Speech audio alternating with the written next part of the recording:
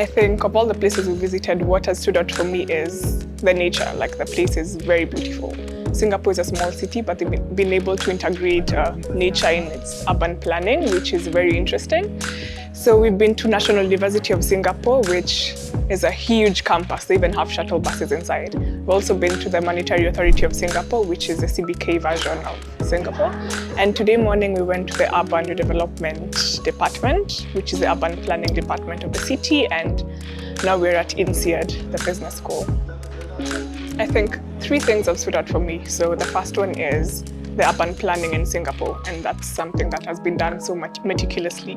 You can see that it's not something random, but like something that is as a result of long-term planning, some of it dating back to 50 years, which I think could be great to see if Nairobi could implement something like that.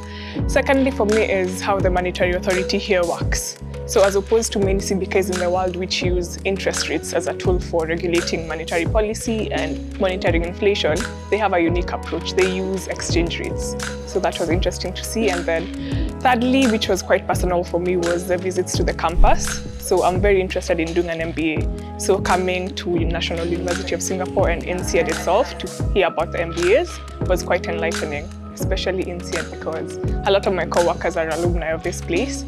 So having heard about it from them and then now coming here, that's been a great experience for sure.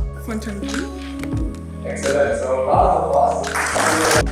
I like Strathmore, and I think I'm grateful to them for choosing Singapore and Malaysia itself, because Singapore is quite an experience. It's not what we're used to in Africa, like it's in a whole continent. The culture is different, it's very diverse. So choosing the location, that has been very great. So I'm thankful for them.